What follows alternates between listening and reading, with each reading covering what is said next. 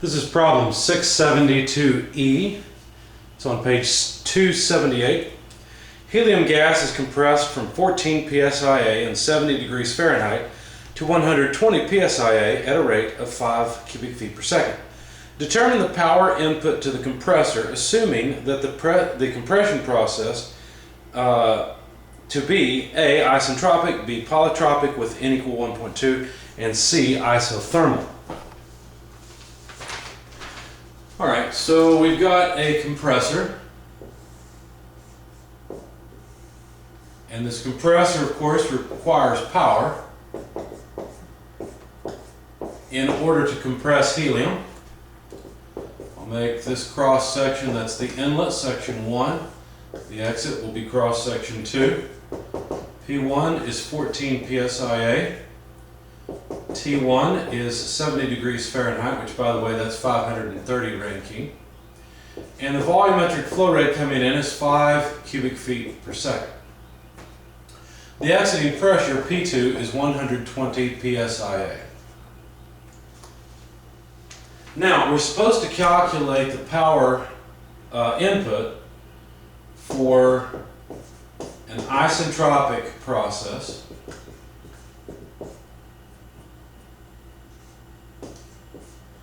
for a polytropic process, and C for an isothermal process. So I'll use this space on the right hand side of the board. I'll leave this up on the left and we'll keep erasing over and over. So let's start off with part A. An isentropic process. Well, if the process of compression of the helium is isentropic from state 1 to state 2, then that means we can use the first, second, and third isentropic equations for ideal gases, because helium is going to behave as an ideal gas. Now, the information that's given is temperature and pressure, essentially, so the most convenient equation is the isentropic equation that deals with temperatures and pressures, and it looks like this.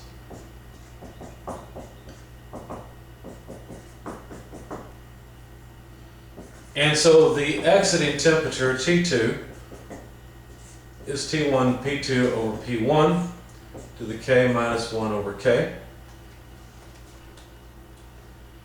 And all I'm going to do now is try to find the exiting temperature. So that's how we will begin our problem. So T1 is 530 Rankine. The pressure ratio is 120 over 14. And K, the ratio of heat capacities for helium, if you look it up, it's 1 2/3. It's 1.667. And so the temperature you end up with is 1251.69 Rankine. So there's T2. Let me just jot it down over here because we'll need it. Actually, let me not, because this, I've used an isentropic equation to get it. An isentropic equation will not be true for part B or part C. So this only applies to part A. Now what I'd like to do is calculate the reversible specific work. That would be the integral from state 1 to state 2, actually the negative of the integral from state 1 to state 2 of VdP.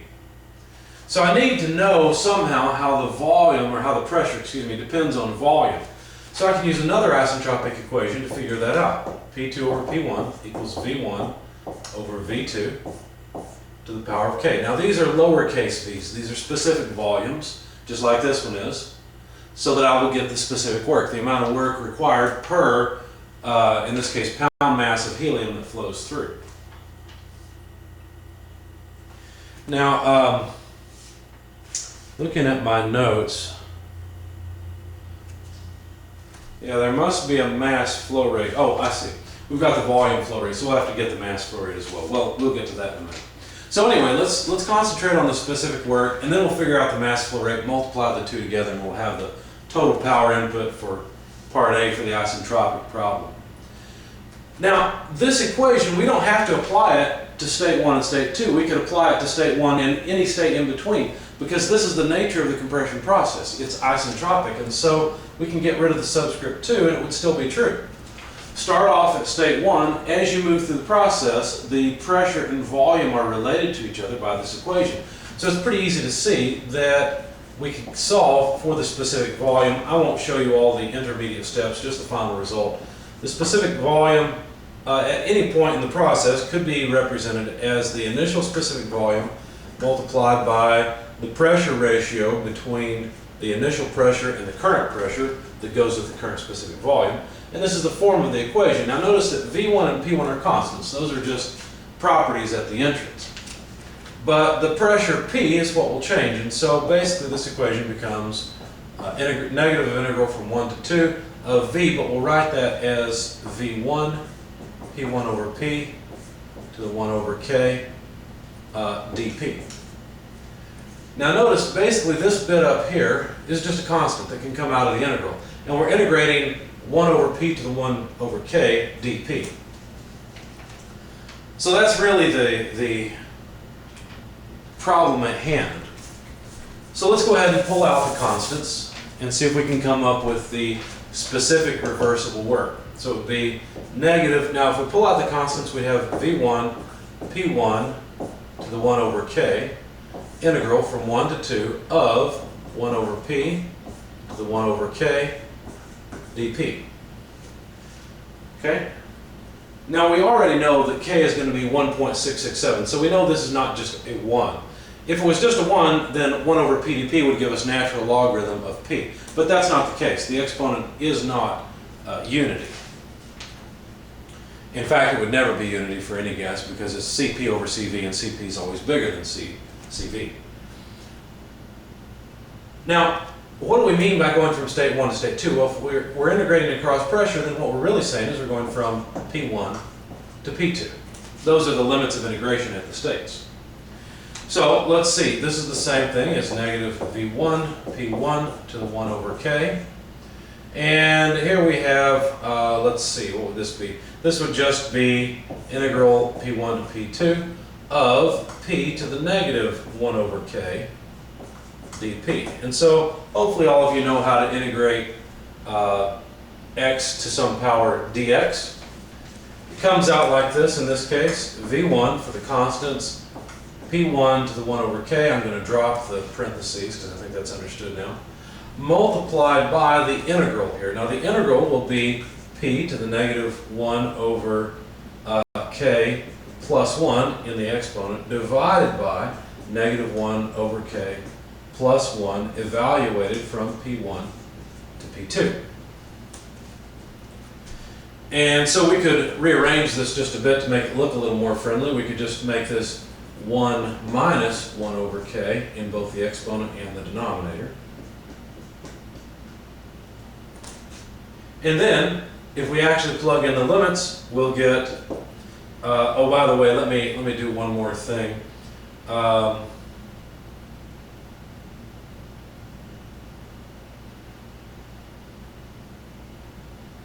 Yeah, let's do one more thing. Let's pull this negative sign in here. So let me change this one more time. If I pull the negative sign in here, then what I'll end up with is just 1 over K minus 1. And that'll give me a positive, actually that'll give me a negative denominator, but it's okay. So that way I get rid of that negative sign. And then if I evaluate at the limits, then I'd have V1 P to the 1 over K divided by this denominator, 1 over K less 1, multiplied by, all I have left is this, evaluated at the limits of P2 and P1. So that's simply P2 to the 1 minus 1 over K less P1 to the 1 minus 1 over K. Okay? Now, expanding this out just a little bit, it's going to take some more space, so let me, let's see, let's get rid of this bit up here, go back up to the top and continue working.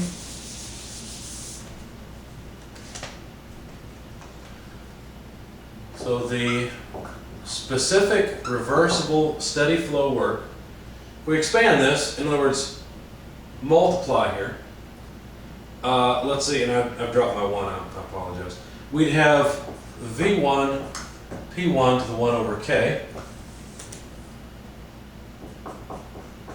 Just moving the denominator up there, times P2 to the 1 minus 1 over K, minus this second term. V1, because notice it's multiplied as well. P1, 1 over K. P2, or excuse me, P1 from here to the 1 minus 1 over K.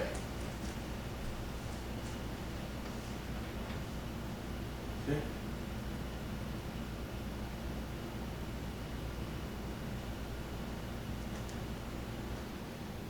All right, so continuing.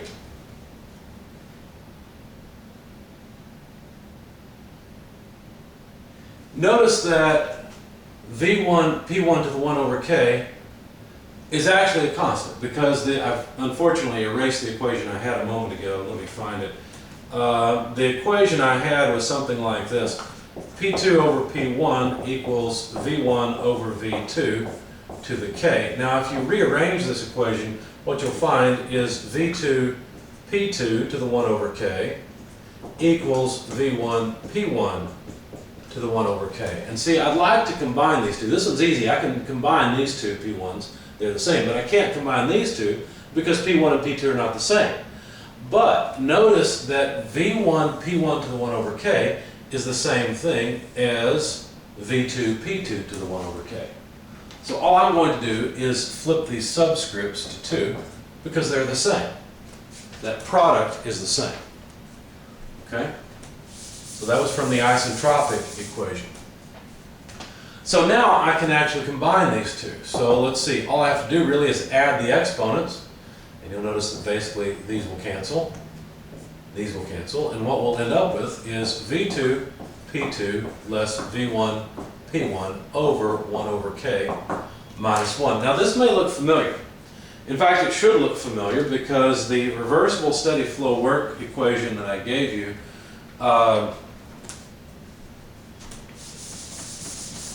for a polytropic process looks like this. In fact, for the polytropic process, we're going to end up with something very similar. Let me just pause for a moment and look at part B. Hopefully I'll leave it down here far enough where it won't be in our way.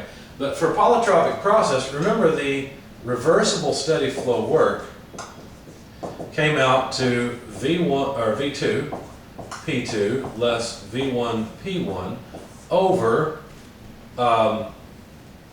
make sure I get this right. I believe it's 1 minus n, but I want to make sure.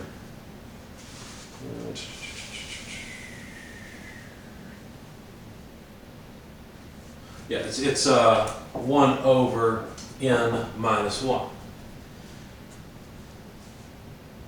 Okay. So that was the reversible steady flow work for polytropic processes. It's not really a surprise that this looks very much the same, because basically what we had was for a polytropic process, PV to the n equals a constant. Essentially what we have here is something similar. PV to the k equals a constant. The only difference is n versus k. So we get essentially the same form. It's not really a surprise that the math works out the same way because we're really starting with the same kind of equation. All right, so we'll use this in just a minute.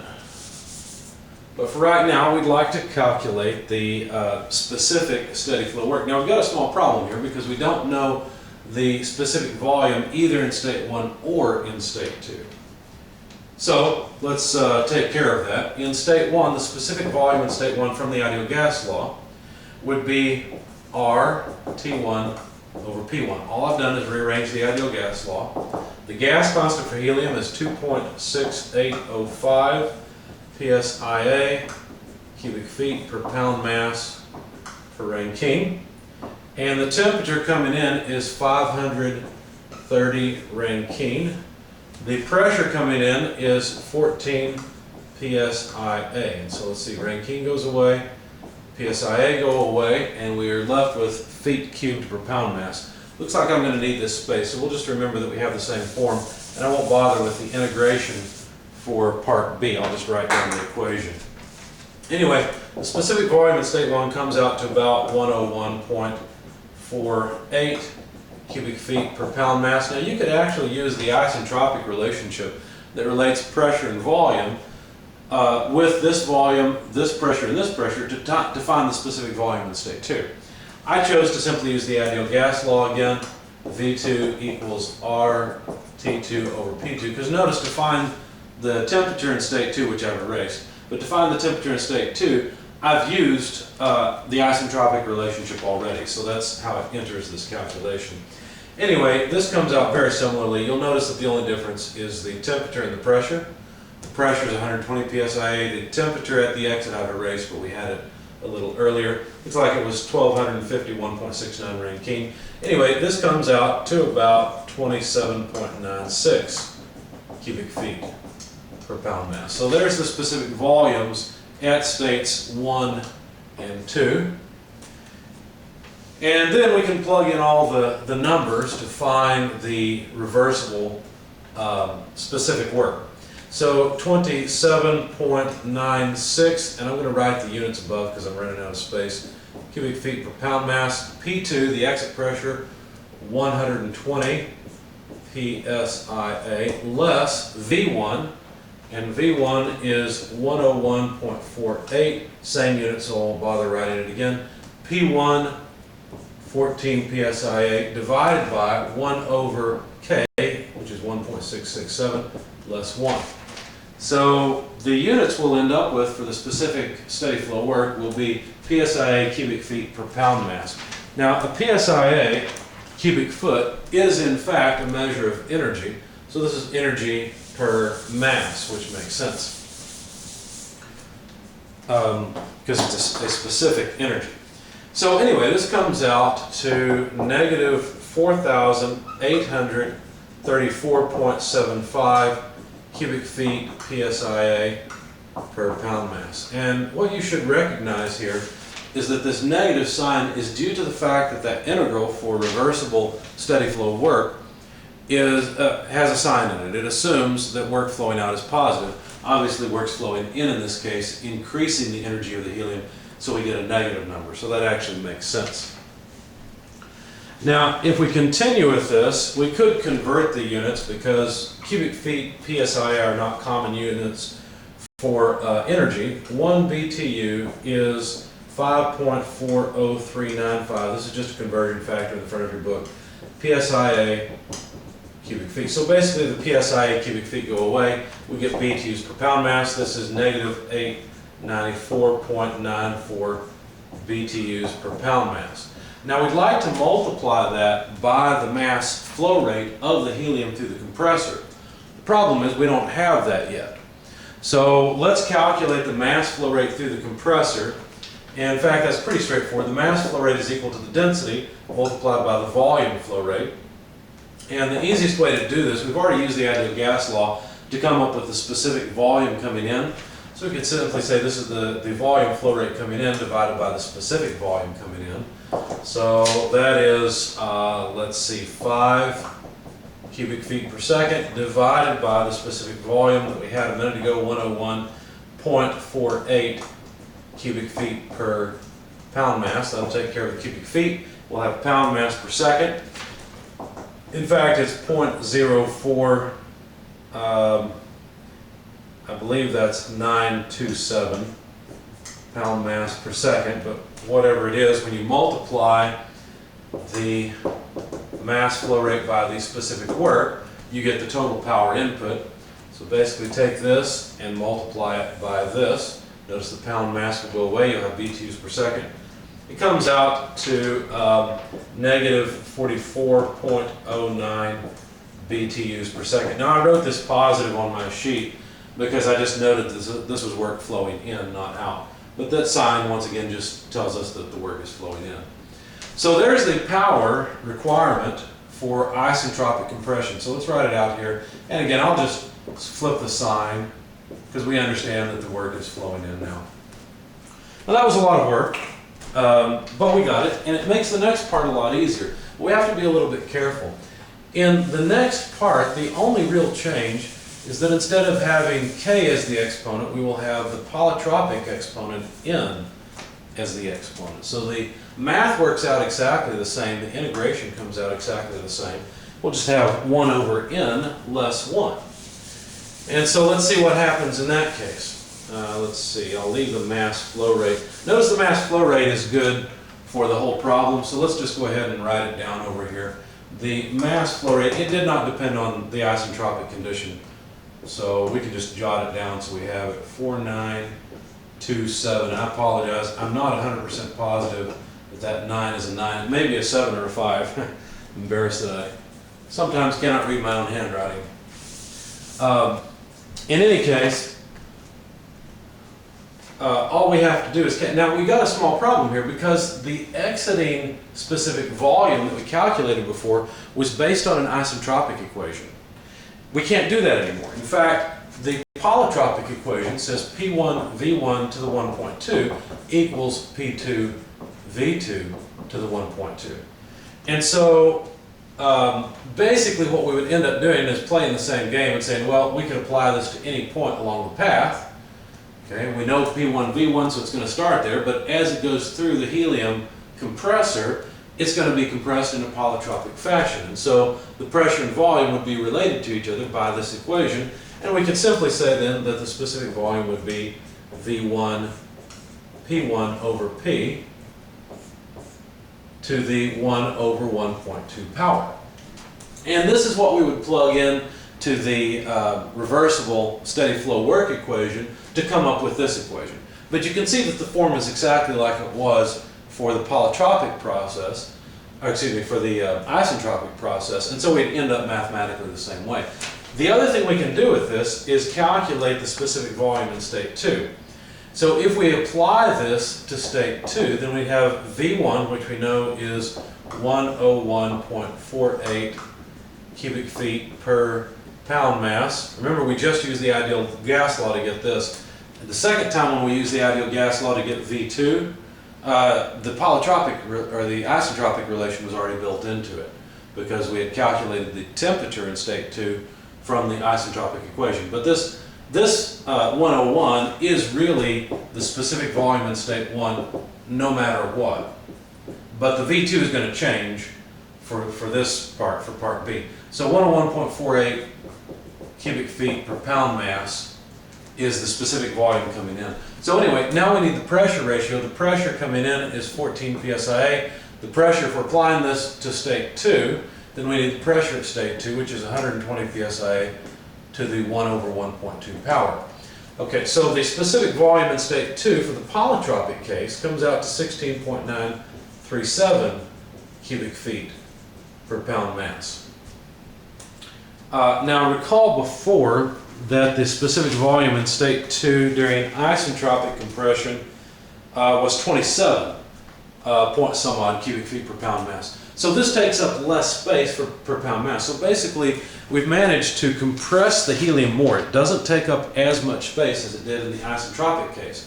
Well, that sounds good. Did it cost us more to do it? Did it take more energy? Let's find out. So let's evaluate this relation now that we've got the specific volume in state 2. So it's as it was before, but now instead of 27.96, we've got 16.937 cubic feet per pound mass, 120 psia, 101.48, always the same on the entrance, 14 psia. Notice again our units are exactly as they were before. I'm not even going to bother writing them down. But now the N goes in instead of K, the ratio of heat capacities. And so there we have it. The units, of course, end up being psia cubic feet. So this comes out to negative 3670.32 cubic feet psia, and I misspoke, I'm sorry.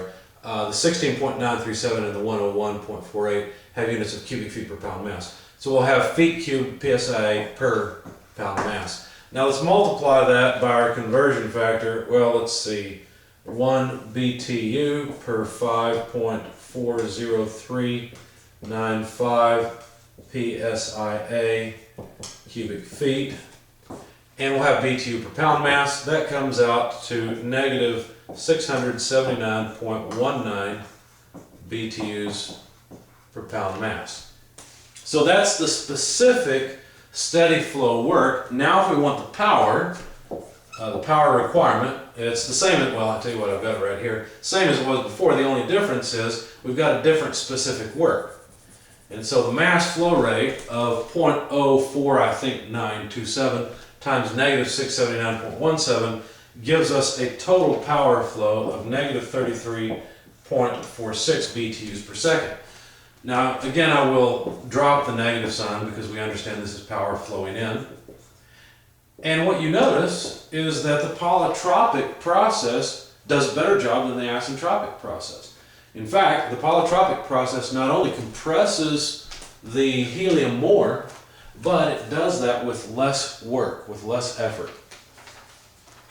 So that's a good thing. Let's try the next case, or the last case, which is the isothermal compression process. Now, if we have an isothermal compression process, what would happen? Well, if it's isothermal, then T1 equals T2. Isothermal means the temperature doesn't change. So the temperature is going to come out exactly as it came in, as 530 Rankine. And the ideal gas law says PV equals RT, but if T is constant and R is constant, then that means PV is a constant. Notice what we're doing throughout this problem is essentially changing the exponent on the volume. At first that exponent was the ratio of heat capacities K, then it was the polytropic exponent N, and now it's just 1. But the integration ends up being different, so let's run through that. Basically what this says is that the specific volume V is C over P.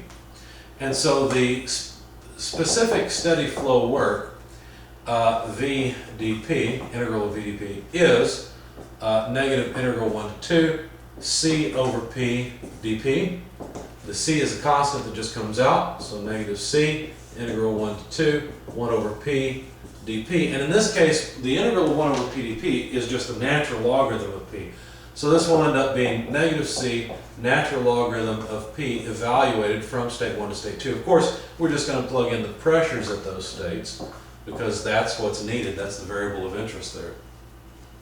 Now this constant C, how could we evaluate it? Well, it's just PV. Is there a point where we know PV? Sure, state 1. We know P1, V1 there.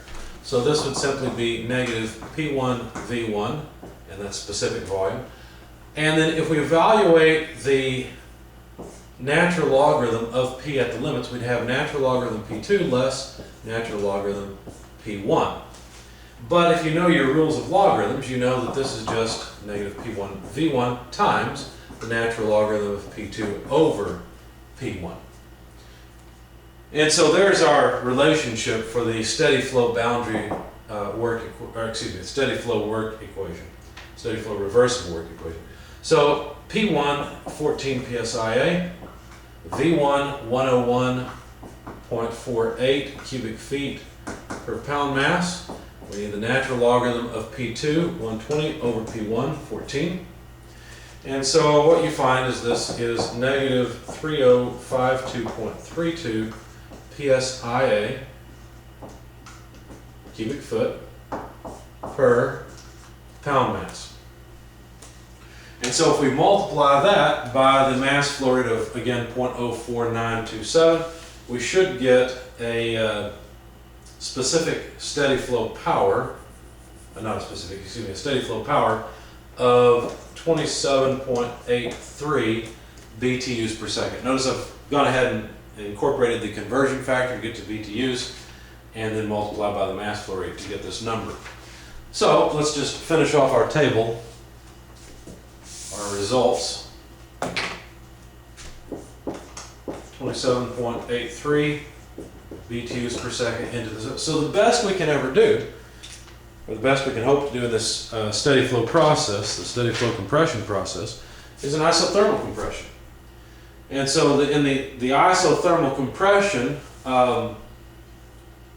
what happens is you actually transfer heat out of the helium, because if all you did was you compress the helium, all that would happen is the temperature would go up, okay? But if you transfer heat out, you can actually compress this isothermally.